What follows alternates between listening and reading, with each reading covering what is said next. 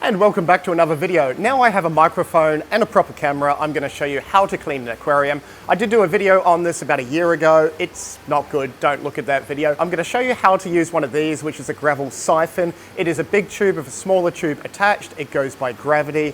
It cleans your gravel with your fish and your plants in your tank. So you actually don't need to take plants or fish out of your tank. We're going to clean about 3 different tanks to give you an idea of different size gravel siphons and different ways of doing it. We're going to get started with tank number 1. And we're on a weird angle again. This is the first tank we are going to gravel vac. It is a 90 centimeter tank, around about 100 liters. With your gravel vacs, they come in different sizes, mini ones like these and weird larger ones like these. There are quite a few electronic ones as well as gravity siphons, which is just a simple gravity siphon like this. We're going to be using the gravity siphon in this video. Very, very easy. It consists of 2 different parts, one being a big tube like that and the other bit being the smaller tube. Very, very simple. The smaller tube connects onto the funnel bit of the bigger bit like that. That dips into your gravel. All your gravel circulates in there and the gunk, which is lighter than the gravel, comes up through your pipe and into your bucket. So you will need a bucket. Don't forget the bucket, that's pretty important. Bucket, gravel siphon, and a fish tank. So to get started, and I'm crouching now, you need to tip the whole thing in the water like that.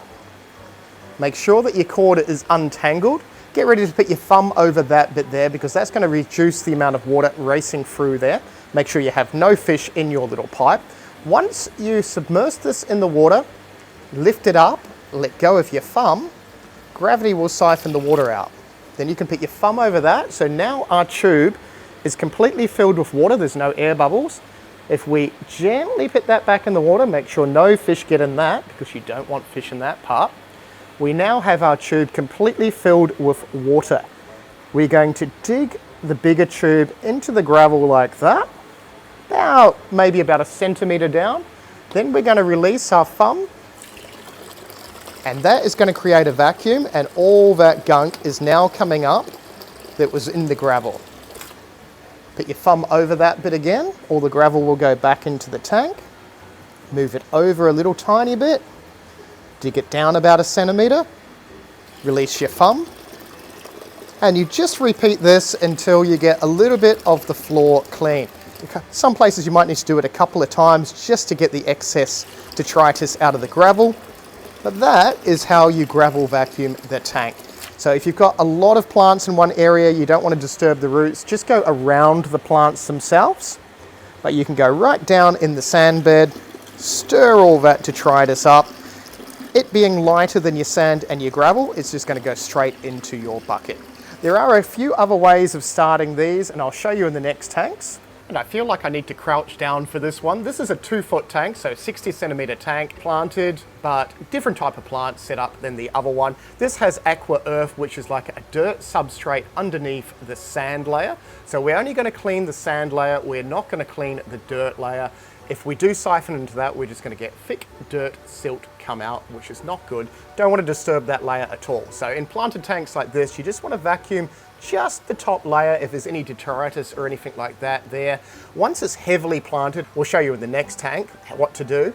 You don't really need to touch the substrate hardly ever. So with this tank, we're going to use this size gravel vacuum, which is a lot smaller than the other one. Just means that when we vacuum it, we're not going to take too much water out because it's a smaller volume of water. So the smaller sizes for smaller tanks, obviously, the bigger ones for bigger tanks. You can use these on bigger tanks, but it's just going to take a while. That is what it looks like out. So you get a fair bit of cord. We still have our trusty bucket below the tank. What we're going to do with this one is exactly the same as the other one. So submerge it like that. Wait till the water starts siphoning. Make sure you get all the air bubbles out of that tube and your thumb over that. Come on, Tetra is out of the way. We're going to just go into our gravel layer. Our gravel is going to circulate in the little pipe. There's hardly any gunk in this tank, as you can see. But we're just going to clean the first couple of centimeters or like about 1 inch of the substrate. And that's just going to get rid of any detritus that's going to build up, break down and turn into ammonia and nitrites. So you're still going to have your nitrifying bacteria below this level and in your filters. So you're mainly just removing a lot of organic waste before it actually becomes a problem in your tank. So as I said with the last tank, you want to do about that 10-15%. So just a little bit of water out once a week. always adjust your new water before it goes in. What you don't want to do is just stick your hose water directly into the tank, because then you don't have any control over what the pH is, the water hardness, the temperature, anything like that. If you want balanced water going back into your tank, then your fish are going to be fine. So that is yet another tank cleaned. We're going to jump to another one. We have another 60 centimeter tank. So this one's a little bit different than the last one. This one has aqua earth as a layer, and it doesn't have any sand or any gravel capping it off, which just simply means that if we siphon the aqua earth, we're going to lose all our mud substrate into our bucket. So what we're going to do with this is we're just going to gently go in between the plants a little bit and see if there's any detritus or anything that's actually caught in the plant layer. Again, we're going to use the smaller size one, mainly because we don't want to siphon too much water out and we don't want to suck our plants out. So I'm going to start this a different way with this tank. Instead of just going like that, which we did with the last ones, we're going to submerge the whole thing in water, making sure that we get all the air bubbles out. Then we're going to put our thumb over the smaller bit. We're going to make sure that this bit stays in.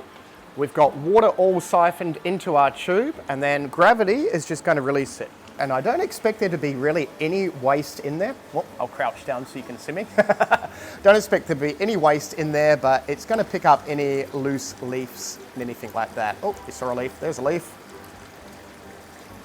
And then if you just do that 10% water change once a week on average, that is going to keep your water nice and balanced. Actually, we are getting a few leaves and bits and pieces, so that is good. If you just left it to your filter doing all this sort of stuff, what would happen is all those leaves and detritus would go into your filter, break down, and just give it extra amount of ammonia, nitrites, and nitrates. So you're kind of eliminating a little bit of the problem before it gets broken down into the nitrogen cycle. And that is as simple as it is to clean a tank. One of these, which is a gravel siphon, is an awesome invention. They've been around for like 100 years, it seems. We've always used one, just small little water change. Once plants like this are completely carpeting your tank, you really don't need to use a gravel siphon in the gravel as such, because it's an active substrate. But any normal, regular aquarium, these are awesome. And once you've taken your 10% of your water out and you've siphoned the substrate, you have your new water in a bucket. What do you add to your new water? Everyone will tell you need to add something different, but the basics of making this water safe to go back into your fish tank, whether it is rainwater, tap water, bore water, reverse osmosis, you name it, it helps to add a dechlorinator if there is any chlorine or chloramine present. You can use a product like Prime. It'll also help break down ammonia, nitrites, and nitrites. So that is a simple dechlorinator we're going to add to our new water. Because we are using tap water, this is hard and alkaline. Hard just means a high mineral content or a high GH, and alkaline just means the pH is quite high. So we have a pH around 8, 8.1 out of the tap. We run our planted tanks of around about 6.8, 6.9. So we are going to use a buffer, which is this stuff here, which is a CHEAN acid buffer. It alters the alkalinity, which is the KH, and will bring our pH down. If you're using a different pH water, you might need a different product, something that's going to alter the GH as well as the pH. That is a simple pH test kit, which we just double check what the water is. There are multiple different types of pH test kits. API is a pretty common brand around the world. Just want to check what your water is, and then you want to make it safe before it goes in the tank. If you enjoyed this video, click the thumbs up. We will see you in the next one.